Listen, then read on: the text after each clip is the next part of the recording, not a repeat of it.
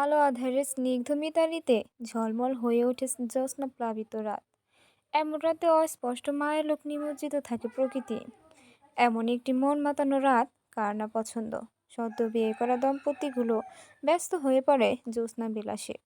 ব্যর্থ প্রেমিক বেলকনিতে বসে নিকোটিনের ধোঁয়া উড়িয়ে মনে করতে থাকে তার সেই প্রিয় মুহূর্তকে। এমন একটি জ্যোৎস্নাময় রাতে বারান্দায় দাঁড়িয়ে আছে ভূমিকা।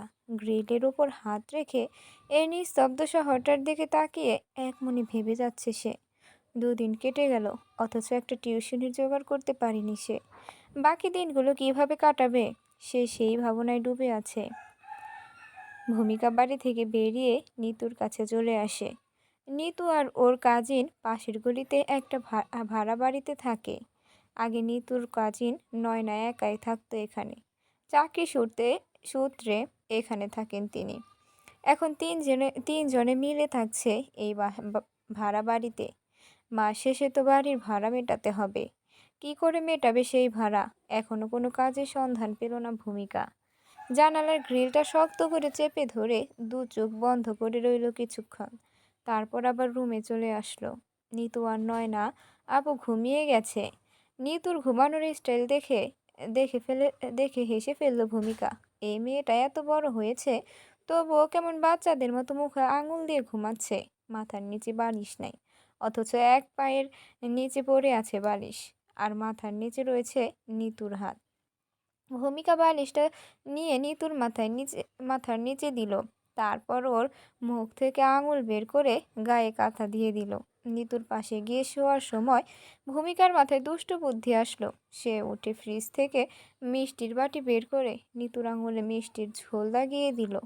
তারপর ফ্রিজে মিষ্টির বাটি রেখে আবার আগের জায়গায় এসে বসলো। কিছুক্ষণ পর নিতু আবারও ওর আঙুল মুখে পুরে দিল। এই দৃশ্যটা দেখে ঠোঁট চেপে হাসল ভূমিকা। অতঃপর বলল, মিষ্টি আলু খাও বোন। তারপর ভূমিকা কাঁথা মুড়িয়ে শুয়ে পড়ে। সপ্তাহখানেক পরে দিগন্তের এক্সাম। পড়াশোনা নিয়ে এখন ভীষণ ব্যস্ত সে। কোনো দিকে মন দেওয়ার সময় নাই তার। যদিও ভূমিকা চলে যাওয়ার পর ওকে খোঁজার চেষ্টা করেছে, কিন্তু কোথাও খুঁজে পায়নি। এদিকে মাসুদ কল করে শুধু ভূমিকার কথা জানতে চাইছে, কেননা ভূমিকা তার মোবাইল বন্ধ করে রেখেছে। তাকে কলে পাচ্ছে না মাসুদ। দিগন্তের একের পর এক বাহানা দিয়ে তার কথা এড়িয়ে যাচ্ছে। কিন্তু মাসুদ, সে চিন্তায় তার প্রেশার হাই করে ফেলেছে। কবে জানি স্ট্রোক করে বসে। বেশ মনোযোগ দিয়ে পড়ছে দিগন্ত। একেবারে বইয়ের ভিতরে মুখ গুজে পড়েছে। এমনি সময় দিগন্তের মোবাইলে একটা মেসেজ আসলো। আজকাল সিম কোম্পানি থেকে সারাদিন একের পর এক মেসেজ আসতেই থাকে, তাই সেটাকে পাত্তা দিল না দিগন্ত। পরে আবারও একটা মেসেজ আসলো, একসাথে 2টো SMS। তাই দিগন্ত মোবাইল হাতে নিল। পাওয়ার বাটনে চাপ দিতেই মিমির নাম ভেসে উঠল। দিগন্ত মেসেজটা ভিউ করে নিল। মিস্টার হ্যান্ডসাম, এক্ষুনি আমার বাসার সামনে আসুন, আমি নিচে অপেক্ষা করছি। এই মেয়েটা আমাকে ফেল করিয়ে ছাড়বে, বিরক্তি নিয়ে বলে মোবাইল পাশে রেখে দেয়। কিছুক্ষণ নিশ্চুপ হয়ে বসে থাকে। কিছুক্ষণ মৌনতা অবলম্বন করে আবার মোবাইল হাতে নেয়। মিমিকে বলতে হবে আমি আসতে পারবো না, না হলে এই পাগড়িটা অপেক্ষা করবে। ভাবতে ভাবতে মিমির নাম্বারে ডায়াল করে দিগন্ত। দুর্ভাগ্যবশত মিমির মোবাইল সুইচ অফ দেখাচ্ছে। মোবাইল পকেটে পুরে উঠে দাঁড়ায় দিগন্ত। মিমি ইচ্ছে করেই মোবাইল বন্ধ করে রেখেছে, এটা সে ভালো করেই বুঝতে পেরেছে। এমন কাজ মিমি মাঝে মাঝেই করে। হঠাৎ করে কল করে বলবে দেখা করতে, তারপর দিগন্ত যে বলবে সে দেখা করতে পারবে না, একটু ব্যস্ত, সেও সুযোগটাও নাই। মিমি মোবাইল বন্ধ করে রেখে দেয়। বাধ্য হয়ে যেতে হয় দিগন্তকে। মিমির বাড়ির সামনে বাগানে দাঁড়িয়ে আছে দিগন্ত। ঢাকা শহরের সব উঁচু উঁচু দালানের মধ্যে মিমিদের বাড়িটা নিতান্তই সাধারণ। 2তলা বিশিষ্ট এই বাড়ির সামনে অনেকটা জায়গা জুড়ে রয়েছে নানা রকমের গাছ। বিশাল তেঁতুল গাছের নিচে বসে তেঁতুল খাচ্ছে মিমি, আর চোখে দিগন্তকে দেখছে। দিগন্ত মনমরা হয়ে দাঁড়িয়ে আছে। দিগন্তের এমন মুখ দেখে মিমি প্রচণ্ড রাগ হচ্ছে। আসলে দিগন্ত যখন মিমির সাথে দেখা করতে আসে, প্রতিবারই একটা করে সাদা গোলাপ নিয়ে আসে, আর সেটা নিজ হাতে মিমির চুলে গুজে দেয়। আজ অনেক রাত, দোকানপাট সব বন্ধ, তাই ফুল নিয়ে আসতে পারেনি। আর এজন্যই মিমির অভিমান হয়েছে। সে দিগন্তের সাথে কথা বলছে না, আকাশের দিকে তাকিয়ে চাঁদ দেখছে আর মিট মিট করে হাসছে। দিগন্ত গিয়ে মিমির পাশে বসলো। তারপরে এক হাত দিয়ে মিমিকে জড়িয়ে নিয়ে বলল, এত রাতে এভাবে ডাকার কোনো মানেই হয় না। সামনে আমার এক্সাম, সেটা ভুলে গেছো তুমি? মিমি কোনো জবাব দিল না। কি হলো মিমি, কিছু বলছো না যে? চলো না আমরা বিয়ে করে ফেলি। তড়িৎ গতিতে ছুড়ে দেওয়া মিমির প্রশ্ন শুনে চমকে উঠল দিগন্ত। মিমির কাঁধ থেকে হাত সরিয়ে নিয়ে সোজা হয়ে বসলো, তারপর বলল, কি হলো, চুপচাপ হয়ে গেল কেন? বিয়ে করবে না আমাকে? অসহায় মুখ নিয়ে মিমির দিকে তাকালো দিগন্ত। অতপর বলল, তোমাকে অনেক কিছুই সহ্য করতে হবে, তুমি পারবে না মিমি আমার জন্য লড়াই করতে। আমি তোমার কথার মানে বুঝতে পারছি না দিগন্ত। দিগন্ত মিমিকে এক হাত দিয়ে জড়িয়ে নিল তার বুকের সাথে। অতপর বলল, তোমাকে বিয়ে করার আগে আমার আর ভূমির ডিভোর্সটা হতে হবে। যেহেতু আমাদের পরিবার থেকে বিয়েটা হয়েছিল, তাই ডিভোর্সটা সেখান থেকেই হওয়া দরকার। আব্বা হয়তো জেদ ধরে বসতে পারে, তিনি আমাদের ডিভোর্স হতে দিবেন না। তখন কি হবে সত্যিই জানা নেই আমার। দিগন্তের কথা শুনে মিমি শক্ত করে দিগন্তকে চেপে ধরল, জড়ানো গলায় বলল, তোমার জানা নেই মানে? আমি তোমাকে হাঁটাতে পারবো না দিগন্ত। তোমার যদি কোথাও যেতে ইচ্ছে হয় তাহলে আমাকে মেরে ফেলে তারপর যাও। আমি তোমাকে কারো পাশে দেখতে পারবো না। জানো, যখন কারো উপর অধিকার পড়ে যায় না, তখন তার পাশে অন্য কাউকে দেখাটা অনেক যন্ত্রণাদায়ক। দিগন্ত এবার মিমিকে দু হাতে জড়িয়ে ধরলো, অতঃপর বলল, এ পাগলি, কাঁদছো কেন? আমি কোথাও যাচ্ছি না। দিগন্ত তোমার ছিল, তোমারই থাকবে। আচ্ছা, তোমার কি মনে হয় তোমাকে ছাড়া আমি ভালো থাকতে পারবো? কখনো না। এত অপেক্ষার পর তোমার মনে জায়গা করে নিয়েছি, এই দখলদারি আমি কিছুতেই ছাড়বো না। দিগন্তের এই কথা হেসে দিল মিমি। খন্দকার আজহার মাহদুদ আজ নিজের হাতে কফি করছে, তার একমাত্র নাতিকে খাওয়াবে বলে কথা। আরাফ ঘুমিয়েছিল, তখন আজহার কফির মগ হাতে নিয়ে আরাফের রুমে আসে। জানালার পর্দা খুলে দিলেন আজহার। তার ফলে সূর্যের লাল রশ্মি এসে পড়েছে আরাফের মুখের উপর। আরাফ চোখ মিটমিট করছে, এখনই ঘুমের রেশ কাটিয়ে চোখ মেলে তাকাবে সে, কিন্তু সেটা হলো না। আরাফ মুখের উপর চাদর টেনে উল্টো দিকে ঘুরে শুইল। আজহার আরাফের পাশে গিয়ে দাঁড়ালো, তারপর আরাফকে ডাক দিলেন, দাদু ভাই। চট করে চোখ খুলে আরাফ পেছনের দিকে ঘুরে আজহারকে কফির মগ হাতে দাঁড়িয়ে থাকতে দেখে। দাদু, তুমি কফি হাতে আমার রুমে? সার্ভেন্টরা সব কোথায়? আজহার আরাফের পাশে বসলেন, তারপর আরাফকে কফির মগ দিয়ে বললেন, তোমার কি হয়েছে দাদু ভাই? কেন সারাক্ষণ নিজেকে রুমের ভেতরে আটকিয়ে রাখছো? বৌমা বলল তুমি নাকি 2 দিন ধরে অফিসে যাচ্ছ না। আরাফ একটু হাসার চেষ্টা করলো, তারপর মৃদু স্বরে বলল, আমি ঠিক আছি দাদু, আজ অফিস যাব। বলেই উঠে দাঁড়ায় আরাফ। আজহার বুঝতে পারছে আরাফ তাদের সকলের কাছ থেকে কিছু লুকাচ্ছে, কিন্তু কি লুকাচ্ছে সেটাই ভাবছে সে। দাদু, what are you thinking so much? Nothing. অতপর আজহার চলে যায়। আরাফ ফ্রেশ হয়ে চলে আসে বেলকনিতে। আকাশের দিকে তাকিয়ে বিড়বিড় করে বলে ওঠে, তোমার এমন বদলে যাওয়া পুড়িয়ে মারছে রোজ। রাতের আধার সঙ্গী হলো চাঁদের হলো দুঃখ। বুকের বাঁ পাশে হাত রাখলো আরাফ, তারপর আবার বলল, জানো, এইখানটায় খুব যন্ত্রণা হয়। আমি তোমার প্রেমানলে পুড়ে পুড়ে আঙ্গার হয়ে যাচ্ছি। ব্যর্থতায় এত কষ্ট, এত যন্ত্রণা, সেটা আগে জানা ছিল না আমার। না হলে কোনোদিন কাউকে ভালোই বাসতাম না। আকাশ পরিমাণ ভালোবেসেছি আমি, তাও সেই ভুল মানুষকে। এতটা ভালোবাসার পরেই আমার ভালোবাসা কোনোদিনও পূর্ণতা পাবে না। এর গ্লানি সারা জীবন আমাকে বয়ে বেড়াতে হবে। কলেজে যাওয়ার জন্য রেডি হচ্ছে ভূমিকা আর নিতু। বেচারি নিতু গাল ফুটিয়ে রেখেছে। রাতে ভূমিকা ওর আঙুলে মিষ্টির ঝোল লাগিয়ে দিয়েছিল, যার কারণে হাতে প্লাস মুখে পিঁপড়ায় কামড়িয়েছে ওকে। নিতু পণ করেছে আর সারাদিনে সে ভূমিকার সাথে কথা বলবে না। এদিকে ভূমিকা নিতুর মুখের ভঙ্গি দেখে ঠোঁট চেপে হাসছে। এমনি সময় নয়না আসলো ওদের কাছে, আর ভূমিকাকে বলল, তোমার তো টিউশনি জোগাড় হলো না, আর হবে কি না সেটাও জানা নেই। বলছি যে তুমি চাকরি করতে পারো। করবে চাকরি? নয়নার কথা শুনে ভূমিকায় এক চিলতে আশার আলো খুঁজে পেল। উৎফুল্ল হয়ে জিজ্ঞেস করলো, কোথায় চাকরি করবো আপি? আমাদের অফিসে। আচ্ছা, আমি বসের সাথে কথা বলে দেখব কেমন। এখন তোমরা কলেজে যাও। আর হ্যাঁ, তোমার এই নামমাত্র স্বামীর সাথে ভুলেও কথা বলবে না। ওইরকম একটা মানুষের জন্য তোমাকে কষ্ট পাওয়া মানায় না। যতটা সম্ভব দূরে থাকবে তার থেকে। আমি কষ্ট পাচ্ছি না আপু। ও ধরে হাসি ফুটিয়ে বলল ভূমিকা। না পেলেই ভালো, এখন কলেজে যাও। অতঃপর ভূমিকা মাথা নাড়ালো। সে দিগন্তের সাথে কোনো সাক্ষাৎ করবে না। ভূমিকা আর নিতু কলেজে যাচ্ছে। হেঁটেই যাচ্ছে। ওদের বাসা থেকে কলেজ খুব একটা দূরে নয়। নিতু গাল ফুলিয়ে ভূমিকার থেকে দু কদম এগিয়ে হাঁটছে। ভূমিকা নিতুর পেছন পেছন যাচ্ছে আর ঠোঁট চেপে হাসছে। এমনি সময় একটা ছেলে এসে ভূমিকার সামনে এক গুচ্ছ লাল গোলাপ দিয়ে বলল, ওই ভাইয়াটা আপনাকে দিয়েছে। ছেলেটার কথা শুনে কপাল কুঁচকিয়ে তাকালো ভূমিকা। আপনি ফুলগুলো না নিলে ওই ভাইয়াটারে টাকা ফেরত দিতে হইব। ছোট ওই বাচ্চা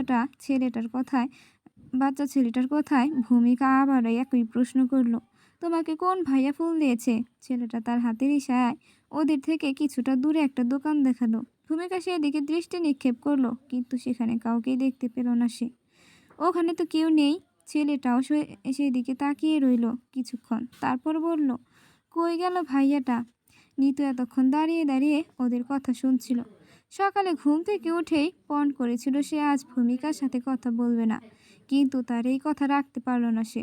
দ্রুত পায়ে ওদের সামনে এসে দাঁড়ালো সে। তারপর ছেলেটাকে বলল, ফুলগুলো তুমি নিজের কাছেই রেখে দাও, পরে অন্য কারো কাছে বিক্রি করে দিও। নিতুর কথা শুনে ছেলেটার মন খারাপ করলো। অতঃপর বলল, আপনারা না নিলাম ওই ভাইয়াটাকে টাকা ঘুরাইয়া দিমো। ছেলেটার কথা শুনে অবাক হলো ভূমিকা। ছেলেটা ভীষণ সৎ। আসলে বাচ্চারা সৎই হয়। তাদের মন থাকে ফুলের মতো পবিত্র, কোমল। পরিবেশ কিংবা পরিস্থিতির চাপে পড়ে মানুষ থেকেও অমানুষ হয়ে ওঠে। একটা বাচ্চাকে ছোট থেকে সৎভাবে সঠিক শিক্ষা লালন পালন করলে সেই বাচ্চাটি কখনো অন্যায় পথে পা বাড়াতে পারবে না। ভূমিকা ওর ব্যাগে হাত রাখলো। মাত্র 400 টাকা আছে। সেখান থেকে 100 টাকা ছেলেটাকে দিল। আসলে অজানা কারো কাছ থেকে জিনিস নিতে ইচ্ছুক নয় ভূমিকা। ছেলেটা টাকা নেবে না, অনেক বুঝিয়ে তাকে টাকা দিতে হয়েছে। তারপর ভূমিকা ফুলগুলো নিয়ে কলেজের উদ্দেশ্যে পা বাড়ায়। দুদিন অফিসে না আসায় অনেক কাজ জমা পড়ে আছে আরবের। অফিসে আসার পর থেকেই ফাইলপত্র আর ল্যাপটপে মুখ গুজে আছে সে। সকাল গড়িয়ে দুপুর হলো, অথচ এখনো এক কাপ কফিও মুখে তোলেনি সে। এদিকে ম্যানেজার সাহেব লাস্ট প্রজেক্টের হিসাব গোলমাল পাকিয়ে রেখেছে। তিনি মাঝে মাঝে এমনটা করে। আরাফের ইচ্ছে করে ওনাকে বাদ দিয়ে নতুন ম্যানেজার রাখার, কিন্তু বাবার বন্ধু বলে সেটাও করতে পারে না। আরাফের ধারণা তার ম্যানেজার কাকা টুকিয়ে পাশ করেছে, না হলে এত বড় একটা কোম্পানির ম্যানেজার হয়েও সঠিক হিসাব রাখতে জানে না। ভাগ্যে সে ম্যানেজার হয়েছিল। ডক্টর হলে ওটিতেই রোগী মেরে ফেলতো, আর ইঞ্জিনিয়ার হলে রডের পরিবর্তে বাঁশ দিয়ে দিত। এই ম্যানেজারকে নিয়ে দুর্ঘটনায় পড়ে গেছে আরাপ। তাকে রাখতেও পারছে না, আবার ছাড়তেও পারছে না। Sir, may I come in? মেয়েলি কণ্ঠ শ্রবণের পর ল্যাপটপ মুখ গুজে রেখেই জবাব দিল, ইয়েস। অতপর সে ভিতরে আসলো। আরাফের অপোজিট পাশে দাঁড়ালো। আরাফ ল্যাপটপ রেখে তার দিকে তাকালো। Miss Naina, please sit down. Naina তার সিট গ্রহণ করলো। তারপর আরাফের দিকে তাকিয়ে মৃদু গলায় বলল, স্যার, আমার কিছু বলার ছিল। প্লিজ সে।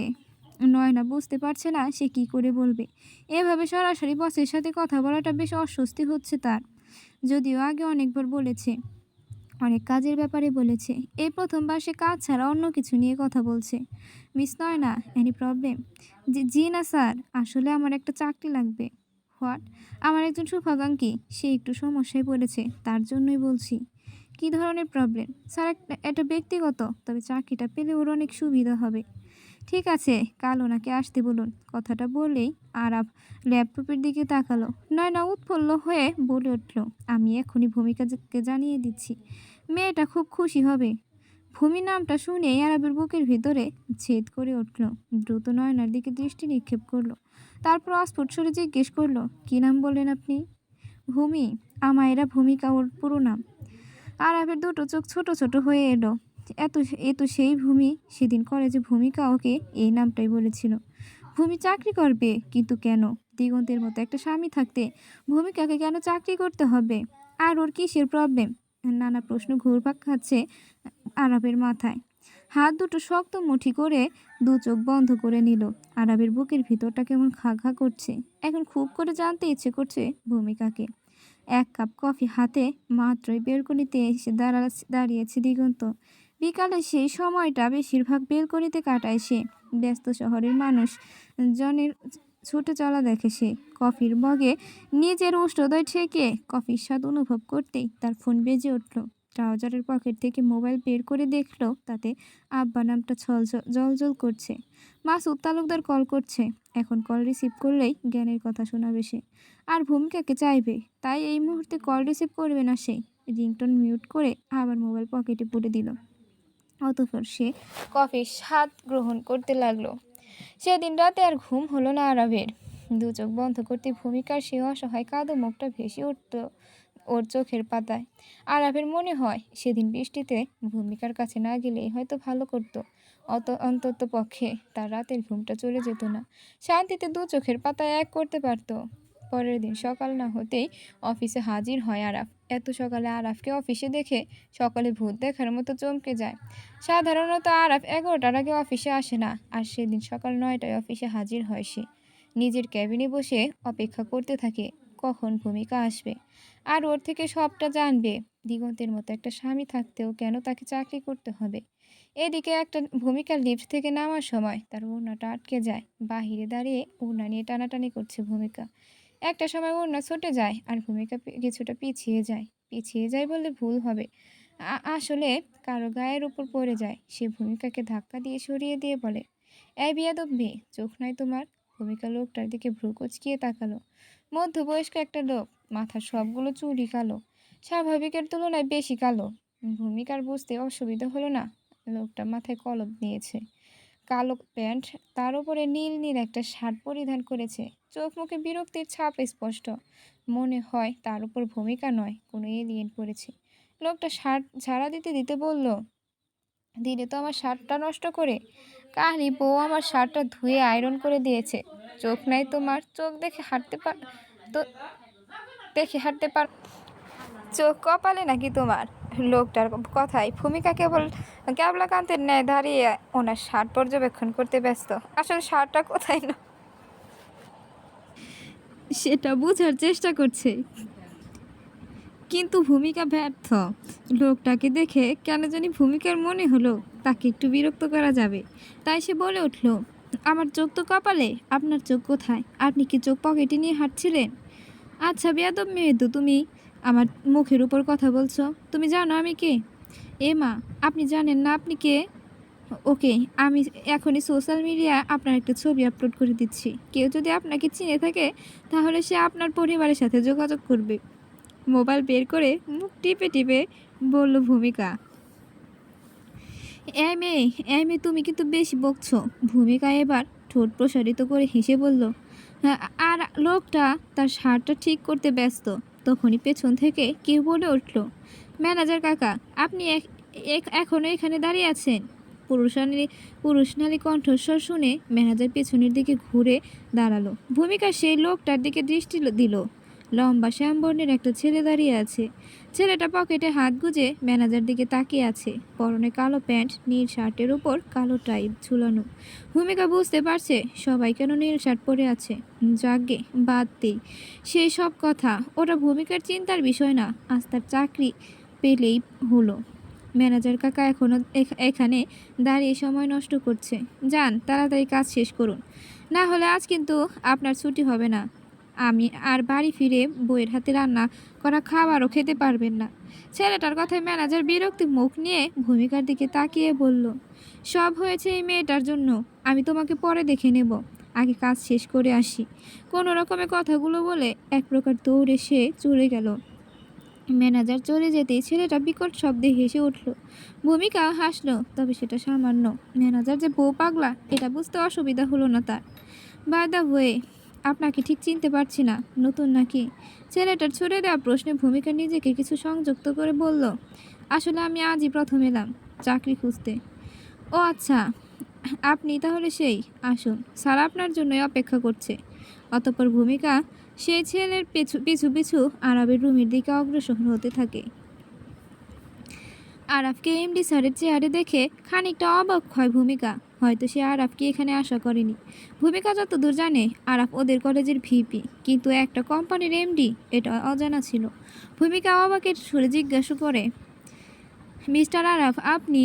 আরাফ এতক্ষণ তাকিয়েছিল ভূমিকার রক্ষীর দিকে। ভূমিকার কথা কর্ণপাত হতে সামনে তাকালো সে। অতঃপর ভ্রু নাচিয়ে জিজ্ঞাসা দৃষ্টিতে তাকালো সে। ভূমিকা পুরো ক্যাবিনটায় অবলোকন করে নিল। হঠাৎ একটা ছবিতে তারা আখিদয় আটকে যায়। আরাফের হাসি মাখা ছবি। তার সাথে রয়েছে একটা বয়স্ক লোক। বয়স ৭০ হবে তার। দুজন দুজনের দিকে তাকিয়ে আছে ছবিটায়। ভূমিকা বুঝতে পারছে না আরাফের ছবি এখানে কেন। ভূমিকা জিজ্ঞাসা দৃষ্টিতে আরাফের দিকে তাকালো। আরাফ হয়তো ভূমিকার অবস্থা বুঝতে পারছে, তাই সে নিজের ভাবনা ভুলে মৃদু হাসার চেষ্টা করলো। অতঃপর বলল, মিস ভূমি, ওহ সরি মিসেস ভূমিকা, প্লিজ সিট ডাউন। হাতের ইশারায় চেয়ার দেখিয়ে বলল আরাফ। ভূমিকা আরাফের দিকে এক পলক তাকিয়ে থেকে আরাফের ইশারা লক্ষ্য করে সিট গ্রহণ করল সে। অতঃপর আরাফ বলল, এতটা অবাক হওয়ার কিছু নেই, আমি এমডি, আপনার কাগজপত্রগুলো দেখান।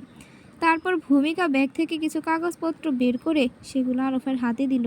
আরাফ কাগজপত্রগুলোতে একটু চোখ বুলিয়ে উঠে বলল, আপনি তো দেখছি টপার। ভূমিকা হাসার চেষ্টা করলো কিন্তু পারল না। আধু চাকরিটা হবে কি না সেটা নিয়ে বেশ চিন্তায় আছে। আরাফ আরাফ কাগজপত্র ফাইলে ঢুকিয়ে এক পাশে রেখে দিল। তারপর কিছুক্ষণ মৌনতা থেকে বলল, আমি যতদূর জানি দিগন্ত উচ্চবংশীয় ছেলে, আর সেই দিগন্তের ওয়াইফ হয়ে আপনি আসছেন চাকরি করতে। কেন মিসেস, আপনার কি মনে হয় না এতে দিগন্তের পরিবারের অসম্মান করা হবে? আরাবের কথা শুনে চোখ মুখ শক্ত হয়ে এলো ভূমিকার। শক্ত গলায় বলল, চাকরি করলে পরিবারের অসম্মান হয় এটা আপনাকে কে বলল? তাছাড়া আমার চাকরি করার সাথে দিগন্তের পরিবারের কি সম্পর্ক? আমি চাকরি খুঁজছি নিজের জন্য। কারো ওপর নির্ভরশীল হওয়া থেকে নিজে উপার্জন করাটা বোধহয় বেশি সম্মানজনক। ভূমিকার কথা শুনে ছোট ছোট চোখ করে ফেলল আরাব। ভূমিকা যে এমন কিছু বলবে সেটা সে আগে থেকেই জানতো। অতঃপর আরাবের চাহনি দেখে ভূমিকা কাট কাট গলায় বলে উঠল, আপনি যদি আমাকে চাকরি দিতে না পারেন তাহলে সোজা সাপটা বলুন। আমি কি আপনাকে বলেছি চাকরি দেব না? এত বেশি বকেন না আপনি। আমি তো শুধু জানতে চাইছিলাম আপনার কিসের এত প্রবলেম। নয়ন আমাকে আপনার প্রবলেমের কথা বলেছে, কিন্তু কি প্রবলেম সেটা বলেনি।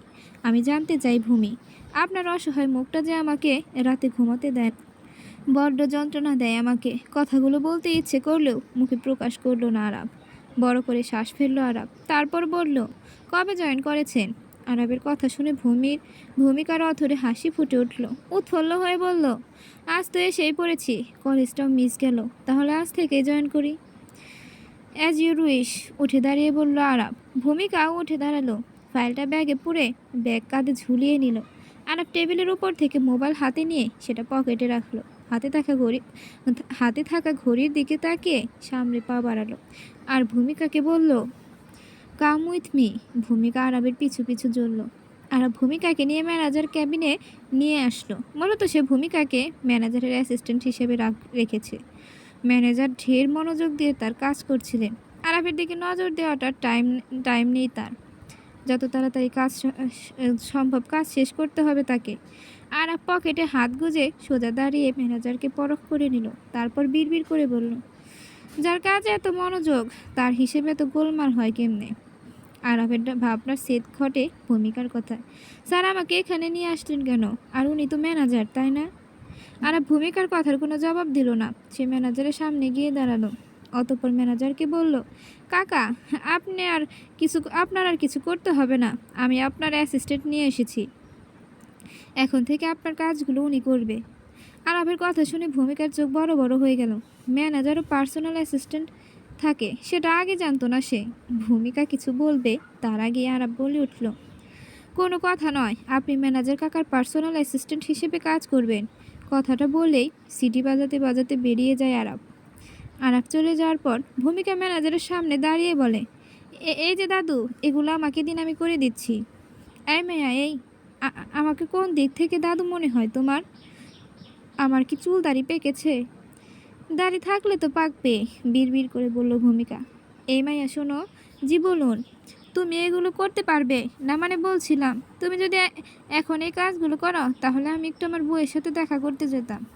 ভূমিকার চোখ কটর থেকে বেরিয়ে আসার উপক্রম। এই লোকটা এই বয়সে এসে বউয়ের জন্য কেমন দেওয়া না। আসলে স্বামী স্ত্রীর সম্পর্কটাই এমন, যতদিন যাবে সম্পর্কটা আরও মজবুত হবে। আরাব দাঁড়িয়ে আছে দিগন্তের ফ্ল্যাটের সামনে। নওশাদের কাছ থেকে দিগন্তের বাসার ঠিকানা নিয়ে এখানে এসেছে সে। আরাব যখনই বুঝতে পারছে ভূমিকাটাকে কিছুতেই সত্যিটা বলবে না, তখনই সে সিদ্ধান্ত নেয় ভূমিকাকে ফোর্স না, দিগন্তর কাছ থেকে সবটা শুনবে। আরাবের বিশ্বাস দিগন্ত তাকে সত্যিটা বলবে।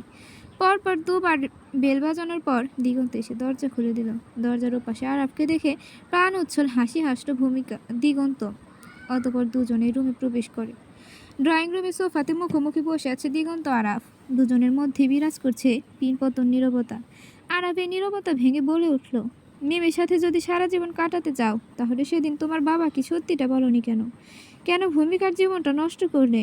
আরাফের প্রশ্নে দিগন্ত জবাব দিল এরকম, আমি নয়, ভূমি নিজে নিজের জীবন নষ্ট করেছে। আর যদি কেউ ওর জীবন নষ্ট করার জন্য দায়ী থাকে তাহলে সেটা আমার আব্বা আমি নই। কারণ সেদিন বিয়েটা ভূমিকা ভেঙে দিয়েছিল, যার কারণে আব্বা আমার সাথে জোর করে ওর বিয়ে দেয়। বিয়ে তো যৌতুকের কারণে ভেঙেছে, এতে ভূমিকার দোষটা কোথায়? এতক্ষণ দিগন্ত ওদের বিয়ের শুরু থেকে সবটা বলেছে, এমনকি মিমির সাথে সম্পর্কের কথাও বলেছে আরাফকে। হ্যাঁ, এটাও ঠিক, তবে ভূমিকার জীবন নষ্ট হওয়ার জন্যে ও নিজে দায়ী। ওর এই চঞ্চলতা প্রতিনিধি শক্তি দায়ী, আমি নয়। দিগন্তের এই কথাটা শুনে আরাফের ইচ্ছে করছে ওর গালে পরপর কয়েকটা চর বসিয়ে দিতে। ভূমিকার মতো মেয়েকে অবহেলা করেছে, আজকাল এমন মেয়ে কজন পাওয়া যায়, আর ও পেয়ে তাকে অবহেলায় হারাচ্ছে। তবুও যতটা সম্ভব নিজেকে সংযত রাখলো। দিগন্তকে বোঝানোর জন্য আবারও বলে উঠল, দেখো দিগন্ত, যা হয়েছে সেটা ভুলে যাও। ভূমিকা তোমার ওয়াইফ, এই পবিত্র সম্পর্কে তুমি অস্বীকার করতে পারো না। তোমার উচিত এক্স্যাক্টলি।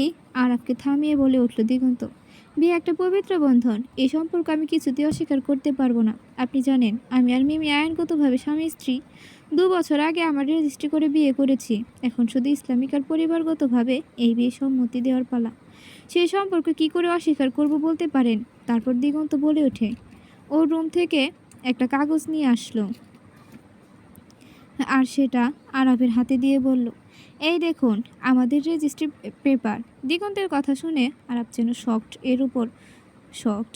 সে কাগজটা হাতে নিয়ে দেখল, সত্যিটা এটা ওর আর মিমির বিয়ের রেজিস্ট্রি পেপার। তার মানে দিগন্ত মিমি বিবাহিত। এবার আরাফের প্রচণ্ড রাগ হলো। একটা বিয়ে করা সত্ত্বেও আরেকটা বিয়ে কেন করলো? কেন সেদিন তার বাবাকে সত্যিটা বলেনি? আরাফ 2 হাত শক্ত মুঠি করে নিল, রক্তচক্ষু করে দিগন্তের দিকে তাকালো। তাতেও দিগন্ত কোনো ভাবান্তর হচ্ছে না। আরাফ বুঝতে পারছে এই কি সেই দিগন্ত? আগে এই দিগন্তকে নিয়ে আরাফের গর্ব হতো।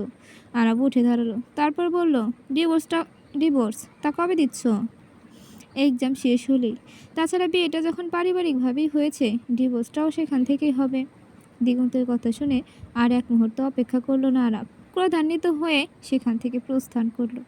আরাফ চলে আসতেই দিগন্ত 2 হাতে মাথা চেপে ধরলো আর মিনমিনিয়ে বলল, কেন এমন দুটোনায় ফেললে আমাকে? অফিসের ভেতরে হট্টগোল শুরু হয়ে দিয়েছে ম্যানেজার। এ পাশ থেকে ও পাশ পায়চারি করে যাচ্ছে আর বিড়বিড় করে আরাফকে বকে যাচ্ছে। রাকিব ম্যানেজারের ওপর আইস ব্যাগ ধরে রেখেছে। ম্যানেজারের প্রেশার হাই, কখন স্ট্রোক করে বলা তো যায় না। তাই রাকিব আছে ম্যানেজারের সেবায়। নয়না সহ অফিসে বাকি স্টাফগুলো ম্যানেজারের কাণ্ড দেখছে দাঁড়িয়ে দাঁড়িয়ে, কারণ ম্যানেজার আগে কখনো রাগেনি। ভূমিকা নয়নার পাশে দাঁড়িয়ে আছে মাথা নিচু করে। প্রথম দিনেই তার কারণে অফিসে এমন হুলস্থুল কাণ্ড হবে এটা তার ধারণার বাইরে ছিল। আর এই ম্যানেজারটাও একদিনেই ভূমিকাকে পাগল বানিয়ে ফেলেছে, সারাক্ষণ শুধু বইয়ের গল্পে। কিছুক্ষণ পর একরাশ মন খারাপ নিয়ে অফিসে প্রবেশ করলো আরাফ। ছোট ছোট পা ফেলে পকেটে 2 হাত পুরে মাথা নিচু করে হাঁটছে সে। আরাফকে দেখেই ম্যানেজার হতদন্ত হয়ে আরাফের সামনে গিয়ে দাঁড়ালো। অতঃপর বলল, এই যে বাবা আরাফ, এমন একটা কর্কশ মেয়েকে আমার সাথে কেন দিলে? অফিসে তো আরও অনেক স্টাফ আছে, তাদের সাথে দিতে পারোনি? জানো এই মেয়েটা কত বড় ঠেটা? আমাকে বলে আমি নাকি টুকি। ম্যানেজারের কোনো কথাই আরাফের কান পর্যন্ত পৌঁছালো না। সে প্রেমপ্রণয়ন দৃষ্টিতে ভূমিকার মুখমণ্ডলের দিকে তাকালো। ভূমিকা তখন মাথা নিচু করে দাঁড়িয়েছিল। আমি আপনাকে যতই দেখছি তত বেশি অবাক হচ্ছি মিসেস ভূমিকা তালুকদার। আপনার সাথে এত অন্যায় হয়েছে, তবুও সবটা সহ্য করে হাসি মুখে সবার সাথে মেলামেশা করছে। কি অদ্ভুত আপনি! আপনাকে দেখলে কেউ বুঝতে পারবে না আপনার মনের ভেতরে চাপা কষ্টটা আছে। আজ দিগন্ত না বললে আমি হয়তো সত্যিটা কখনো জানতে পারতাম না। জানেন, আমার খুব করে ইচ্ছে করে আপনার সমস্ত কষ্ট দূর করে দিতে, আপনাকে হাসি খুশি এক প্রাণবন্ত জীবন দিতে। সেখানে কোনো দুঃখ থাকবে না, কষ্ট থাকবে না, থাকবে শুধু আনন্দ, উল্লাস, ভালোবাসা। আপনার প্রতিটা হাসির কারণ হতে চাই আমি, কিন্তু সেই অধিকার আপনি আমাকে কখনো দিবেন না। আপনার মন জুড়ে তো বিরাজ করছে দিগন্ত, কারণ আপনি যে ওর ওয়াইফ। আপনি আমার মনে ভালোবাসার জাগরণ ঘটিয়েছেন, কিন্তু আমার মনে, আপনার মনে আমার জন্য কোনো ভালোবাসাই নেই। এই বেলা শেষে না আসলেও পারতেন আমার জীবনে। আচ্ছা, এ দেশে কি এলএলবি পড়ার জন্য আর কোনো ইউনিভার্সিটি ছিল না? কেন আপনাকে আমার শহরে আসতে হলো? ভূমিকার দিকে করুণ দৃষ্টিতে তাকিয়ে মনে মনে বলল আরাফ। এই যে বাবা আরাফ, তোমার আবার কি হইল? কিছু বলছো না যে? ম্যানেজারের কথায় ঘোর কাটলো আরাফের, তারপর বলল, জি চাচা বলুন। এই ভর দুপুরে তুমি আবার কই হারাইলা? এই মাইয়ার বিচার করো, কত বড় সাহস এর জানো? আমাকে বলে আমি নাকি টুকলি করে ক্লাস পাঠ করছি। আর না হয় আমি স্যারের মেয়েকে ডিস্টার্ব করতাম, তাই স্যারের আমাকে বেশি বেশি নাম্বার দিয়েছে, যাতে আমি তাড়াতাড়ি স্কুল কলেজ থেকে চলে আসি। ম্যানেজার রাগান্বিত হয়ে কথাগুলো বললেও ওনার কথা শুনে সকল স্টাফ হেসে দিল, এমনকি আরাফ নিজেও। সে ভূমিকার দিকে তাকিয়ে মনে মনে বলে উঠল, এবার ম্যানেজার কাকা পড়েছে সঠিক মানুষের হাতে। আপনি পারেনও বটে। যাই হোক, আমার এবার শান্তি মিলবে। কিন্তু আপনার শান্তি মিলবে কোথায়? মিসেস ভূমি ভুল কি বলেছে? আপনি সব হিসাবে গোলমাল করেন।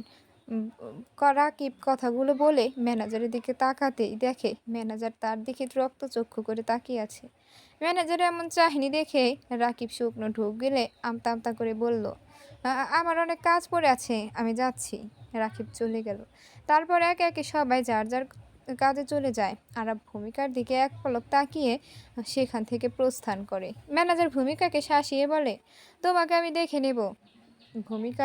বিনিময়ে ভূমিকা ভুবন ফুলানো হাসি উপহার দিল। এটা দেখে ম্যানেজার রাগে খটখট করতে করতে চলে যায়।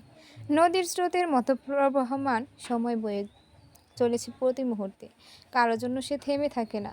জীবনে সাফল্যের মূল মন্ত্রই হলো সময়ের সঠিক ব্যবহার। মহামূল্য সময়কে যে সঠিকভাবে ব্যবহার করতে জানে, সেই পারে সাফল্য অর্জন করে নিতে।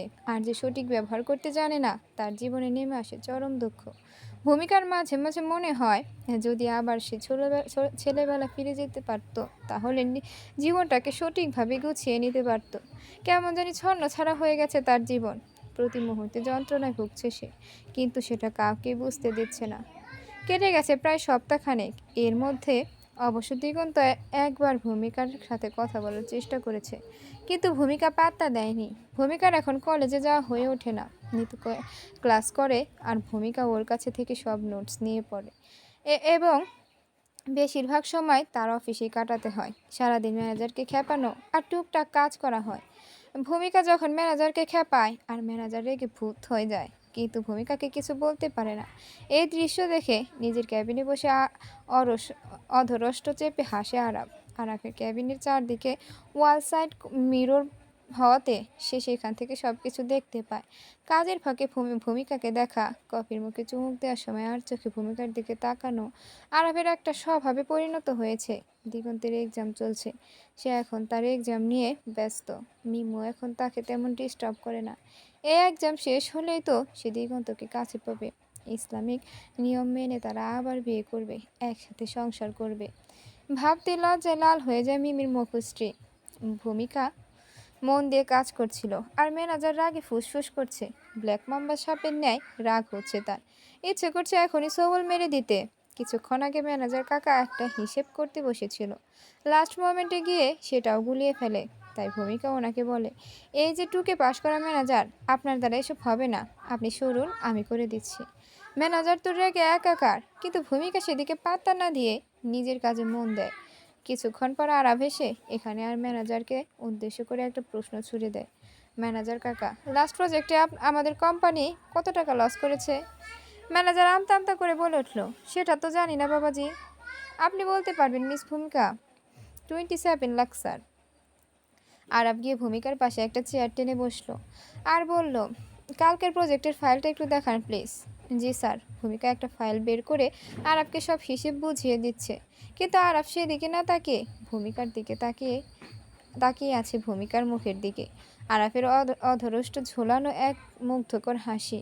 পরের দিন মিটিং রুমে ম্যানেজারকে না নিয়ে ভূমিকাকে নিয়ে যায় আরাফ। ম্যানেজার বুঝতে পারছে ভূমিকার কারণে তার জায়গা চলে যাচ্ছে, তাই সে মনে মনে ভাবলো ভূমিকাকে তার সাথে রাখবে না, তার কাজ সে একাই করবে। কোনো অ্যাসিস্ট্যান্ট লাগবে না তার। সেদিন মিটিংটা সুন্দরভাবে কমপ্লিট হয়।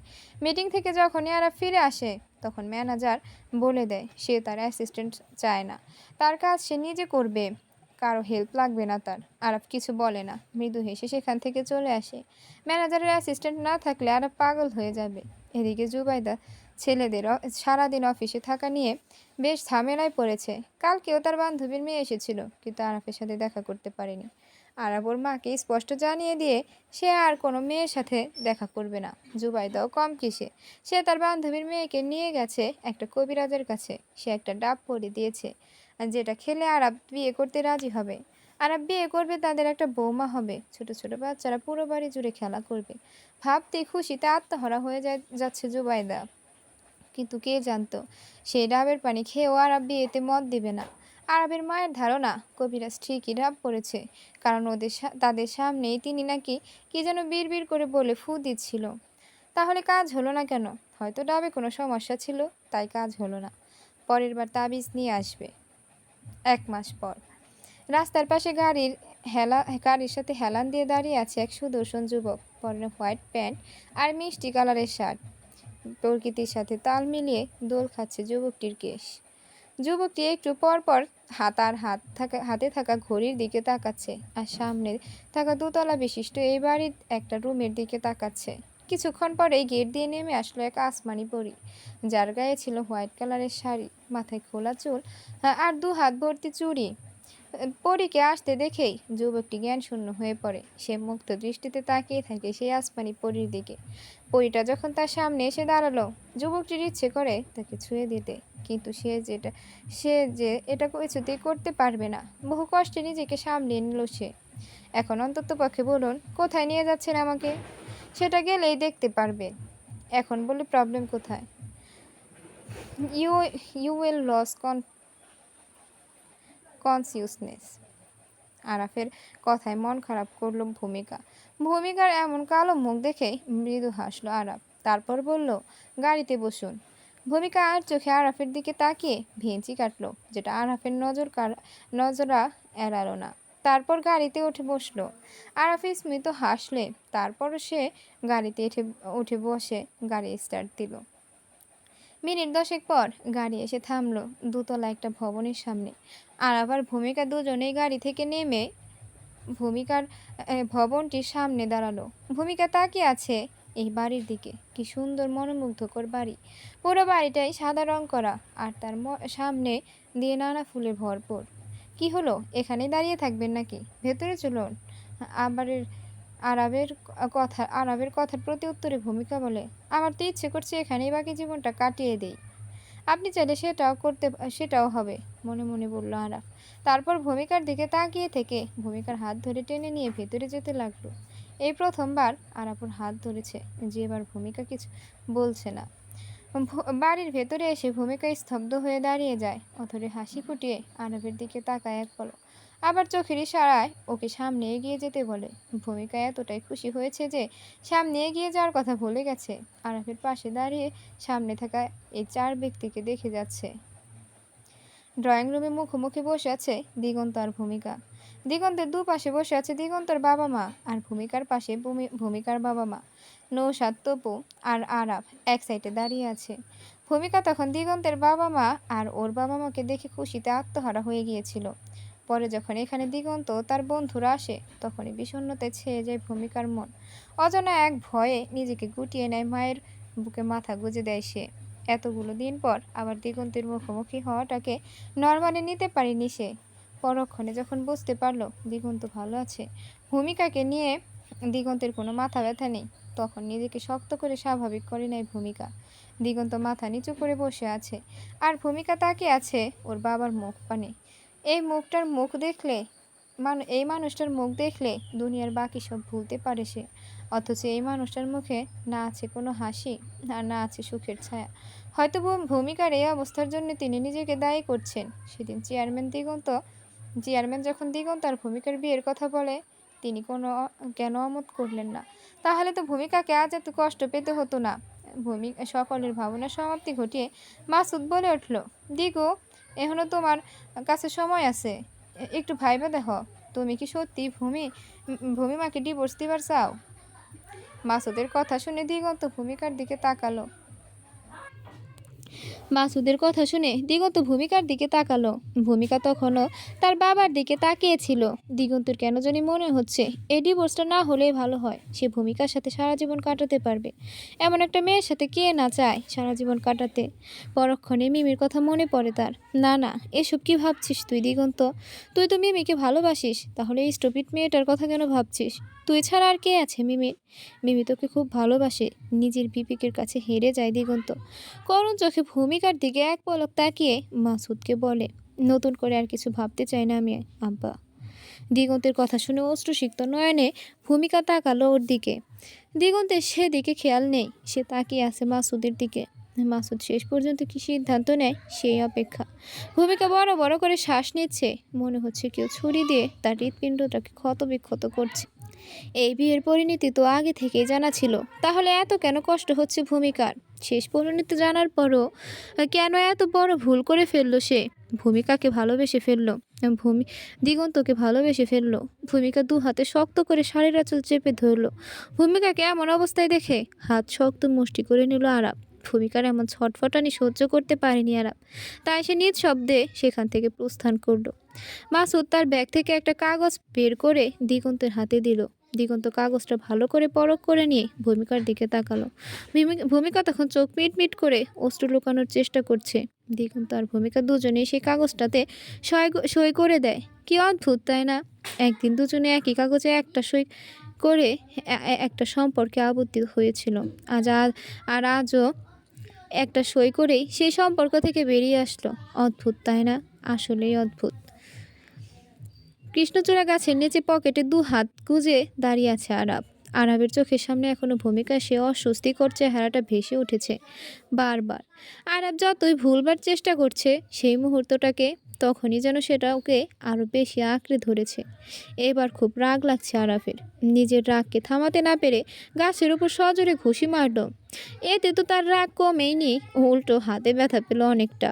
হাতের কিছু অংশ ছিঁড়ে গেছে, যেখানে থেকে চুইয়ে চুইয়ে রক্ত বের হচ্ছে। আরাফ তার হাতের অবস্থা দেখে হাত ঝাঁকি দিয়ে নিল। তারপর দু চোখ বন্ধ করে বড় বড় শ্বাস নিতে লাগলো। এমনি সময় পাশে কারো উপস্থিতি টের পেল আরাফ। কে এসেছে সেটা দেখার জন্য পেছনে ঘুরে তাকাতেই দেখতে পেল ভূমিকা। ভূমিকার চোখে চোখ পড়তেই চটজলদি আবার পেছনে ফিরে আরাফ বড় বড় শ্বাস নিয়ে যতটা সম্ভব নিজেকে স্বাভাবিক করার চেষ্টা করছে। এর মধ্যে আরাফের কানে আসলো ভূমিকা শান্ত কণ্ঠে বলা কথাগুলো।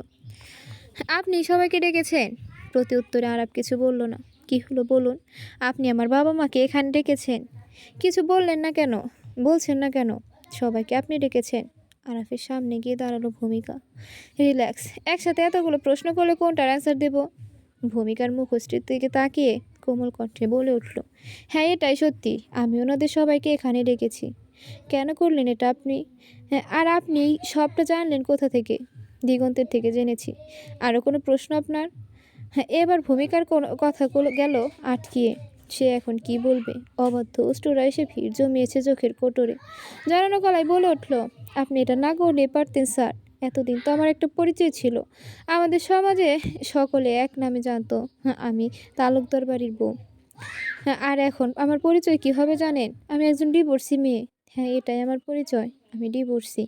আপনাদের শহরের সমাজ ডিভোর্সি মেয়েদের কোন চোখে দেখে তা আমার জানা নেই, কিন্তু আমাদের সমাজে ডিভোর্সি মেয়েদের কোনো স্থান নেই বললেই চলে।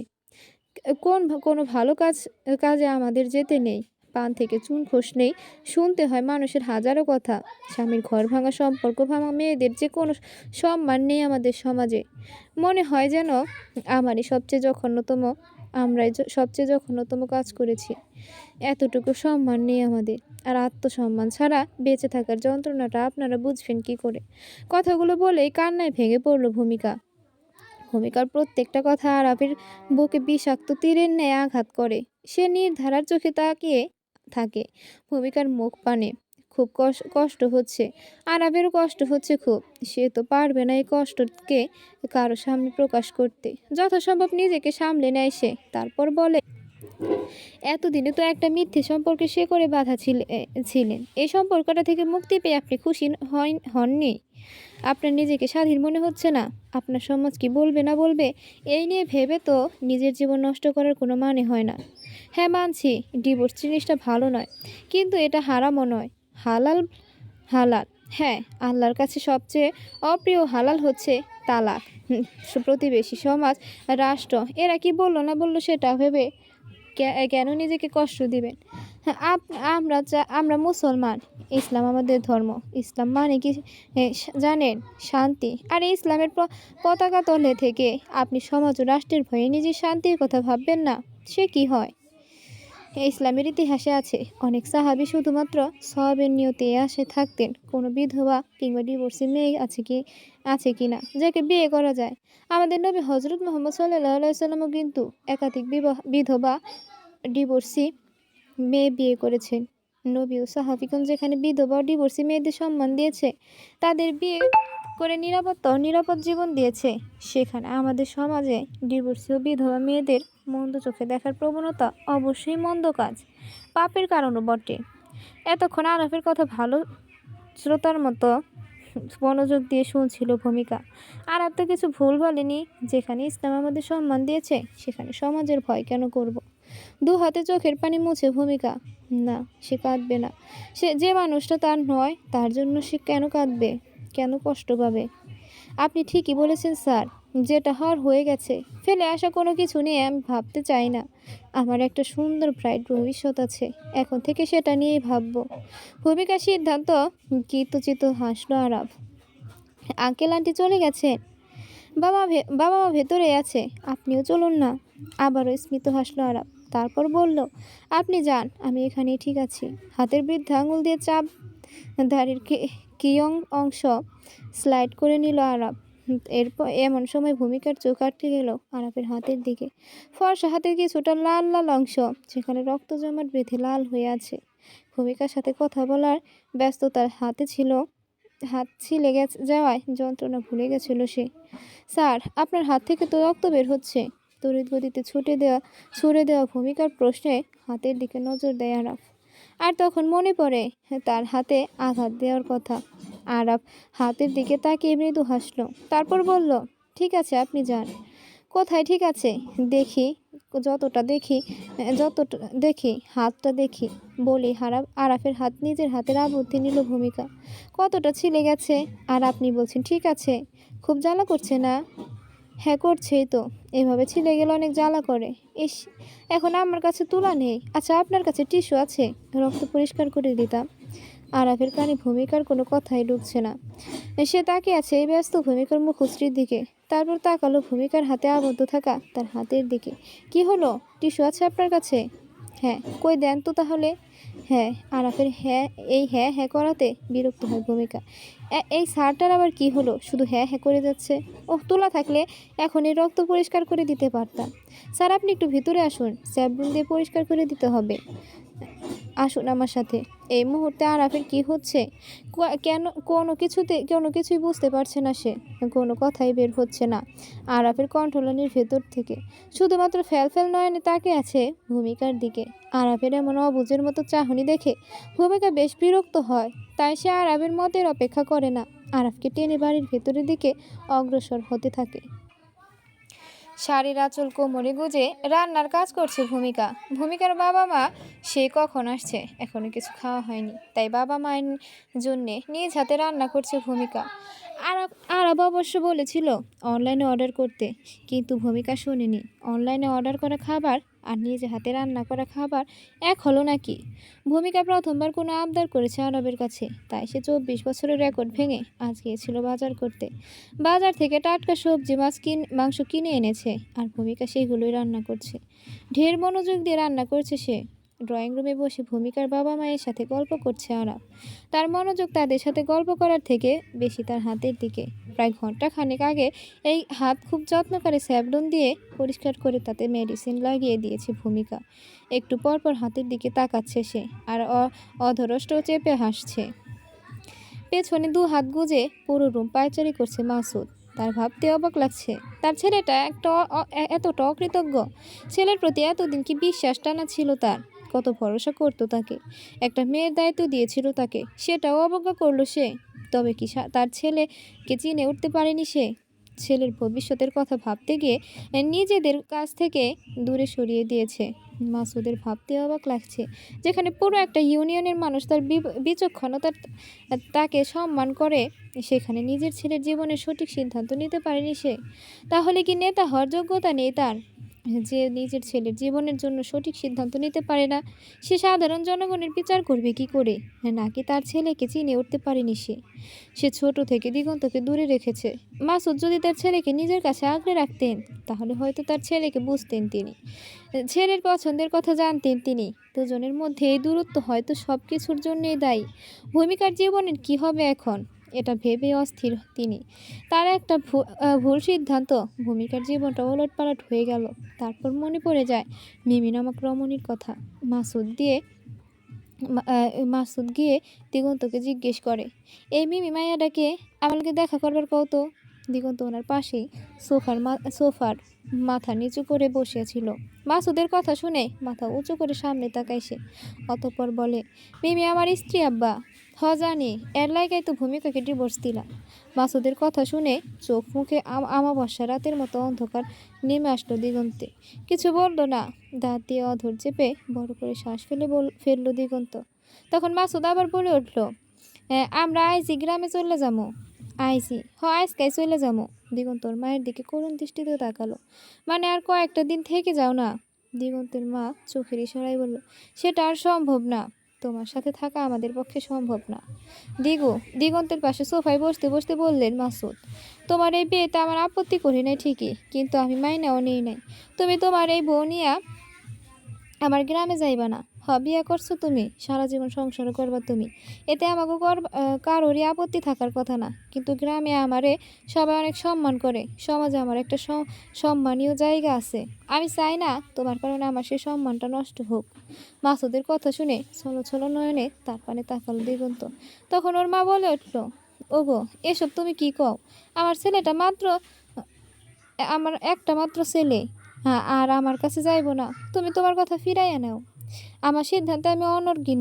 এই সিদ্ধান্ত আমি বদলাইবার পারম না। তুমি যাও, রেডি হয়ে নাও। বলে সেখান থেকে উঠে চলে গেলেন মাসুদ। গরম গরম খাবার পরিবেশন করেছে ভূমিকা, আর ডাইনিংয়ে বসে আছে ভূমিকার বাবা মা, সাথে আরাব চলে যেতে চেয়েছিল, কিন্তু ভূমিকার বাবা মা তাকে আটকিয়ে রেখেছে, বলেছে তারা একসাথে খাবে। আরাবও কোনো আপত্তি করেনি। তাছাড়া এটা তো ওরই বাড়ি, আর খাবারগুলো নিজে কিনে এনেছে, তাহলে আরাবের আপত্তি থাকবে কেন? আপনারা আপনারা কিন্তু ভাববেন না ভূমিকার হাতে রান্না করা খাবারের লোভে কোনো আপত্তি করিনি। আসলে কিন্তু নয়। প্রথমবার আরাব কেমন বাজার করলো সেটা দেখার জন্যই কোনো আপত্তি করেনি। খাবার পরিবেশন করা শেষ। ভূমিকা গিয়ে ওর বাবার পাশে বসলো। এখনই যে তাকে তার বাবা খাইয়ে দিবে, যতটা না খুশি লাগছে তার থেকেও বেশি ভয় লাগছে ভূমিকার। মায়ের বকুনি খাওয়ার ভয়। আর চোখে মায়ের দিকে তাকালো সে। তার মা খাওয়ায় মনোযোগ দিয়েছে, এদিকে তাকানোর টাইম নাই তার। ভূমিকার চোখ বড় বড় হয়ে আসলো। এটাই প্রথমবার হচ্ছে ভূমিকাকে ওর বাবা খাইয়ে দিচ্ছে, আর ওর মা চুপচাপ খেয়ে যাচ্ছে। এক লোকমা ভাত মুখে দিতেই বেশ অবাক হয় আরাম। খাবারটা মুখের ভেতরে কিছুক্ষণ রেখে আর স্বাদ অনুভব করে নেয় সে। তারপর বিনা শব্দে তৃপ্তির সহিত সব খাবার খেয়ে নেয় আরাম। খাওয়া শেষে ভূমিকা যখন সব কিছু গুছাচ্ছে, তখনই নয়না কল করলো। ভূমিকা কল রিসিভ করে লাউড স্পিকার দিয়ে টেবিলের উপর রাখলো মোবাইল। তখন ওপাশ থেকে নয়না বলে উঠল, ভূমি কোথায় তুই? আজ অফিসে আসলি না? জানিস ম্যানেজার কাকা তোকে খুঁজছিলেন। স্মিত হাসলো ভূমিকা, তারপর বলল, আমি না থাকলে ওনার বইয়ের গল্প বলবে কাকে? কোথায় তুই? সন্ধ্যা হয়ে আসছে, তো ফিরবি কখন? এই তো ফিরবো আপু। আর চোখে আরাফের দিকে তাকিয়ে বলল, তাড়াতাড়ি ফিরে আসিস। নিতু বাসায় একা আছে, আমি গ্রামে যাচ্ছি এখন। হ্যাঁ, বাবা ডেকেছে, শুনে রাখছি। তাড়াতাড়ি ফিরবি কেমন? জি আপু। ভূমিকা মোবাইল রেখে সব কিছু গুছিয়ে নেয়। তারপর থেকেই ভূমিকা জীবন নেমে আসে দুর্বিষহ। আগে সপ্তাহে অন্তর একবার করে কলেজ যেত, এখন সেটাও যায় না। কলেজে সকলে জেনে গেছে ভূমিকা তাদের সিনিয়র ভাই দিগন্তের এক্স ওয়াইফ। আর এই কাজটি সম্প্রচারের কাজ করেছে মাহিন নিজে। বিনা বেতনে বিনা পারিশ্রমিকে সম্প্রচার করে গেছে সে। ভূমিকার এখন আর এই কলেজে যাওয়া হয়ে ওঠে না। কলেজের কিছু ছেলে আছে যারা তাকে বাজে অফার করে। তোমার মতো একটা সুন্দরীকেও দিগন্ত ভাই ছেড়ে দিল। আসলে কি বলো তো, আমাকে ভাই মিমিকে ভালোবাসে। তাকে ছাড়া অন্য কারো সাথে সে ফিরেও তাকায় না, এমনকি বিয়ে করা বউয়ের দিকেও না। তুমিও আমাদের কাছে আসতে পারো, আমরা তোমাকে আদরে ভরিয়ে দেব, কখনো ছেড়ে দেব না। ছোটবেলা থেকে অন্যায়ের প্রতিবাদ করতো ভূমিকা। সাদাকে সাদা আর কালোকে কালো বলতে দুবারও ভাবতো না সে। ছেলেরা যখন ওকে বাজে মন্তব্য করে তখন ইচ্ছে করে তাদের মাটির নিচে পুঁতে দিতে। অনেকের সাথে লড়াইও করে সে, কিন্তু কয়েকজনের মুখ বন্ধ রাখবে তাই কলেজে যাওয়াই বন্ধ করে দেয়। সারাদিন অফিসে পড়ে থাকে আর রাতে নিতুর কাছ থেকে নোট নিয়ে পড়াশোনা চালিয়ে যায়। যান্ত্রিক জীবনে একটা সুন্দর দিন পাওয়া যেন হাঁপ ছেড়ে বাঁচার মতো। দিনটাকে একটু রঙিন করে নিতে চেষ্টা করেন মাঝে মধ্যেই, তবে ঠিকঠাক হয়ে ওঠে না। অনেকটাই ভাগ্যের ব্যাপার। তবে কাজের দিনটাকে মধুর করে তুলতে চাইলে দরকার একটা মিষ্টি সকালে। চাপমুক্ত সতেজ একটা সকাল পেতে কে না চায়। আজকের ফুরফুরে সকাল দেখে মনে হচ্ছে দিনটা খুব ভালো কাটবে। কম্বল সরিয়ে উঠে বসল ভূমিকা। ছুটির দিন, তাই আজ বেলা করে ঘুম থেকে উঠেছে। নিতু হয়তো রান্না করেছে। নয়না আপু এখনও তার বাড়ি থেকে ফেরেনি। ভূমিকা বালিশের নিচ থেকে মোবাইল হাতে নিয়ে ফেসবুকে ঢুকলো। তখনই নিতু এসে ওর হাত থেকে মোবাইল নিয়ে নিল আর রাগী গলায় বলল, কখন থেকে ডাকছি, ওঠার কোনো নাম নাই। যা রেডি হয়ে নি। রেডি হব? কিন্তু কেন? আমার বাড়ি যাচ্ছি। তোর বাড়ি তুই যা, আমাকে কেন বলছিস? কম্বল সরিয়ে উঠে দাঁড়ালো ভূমিকা। নিতু ভূমিকাকে ধাক্কা দিয়ে ওয়াশরুম পাঠিয়ে দিয়ে বলল, তুইও যাচ্ছিস আমার সাথে? ভূমিকা কিছু বলবে তখন নিতু দরজা আটকিয়ে দেয়।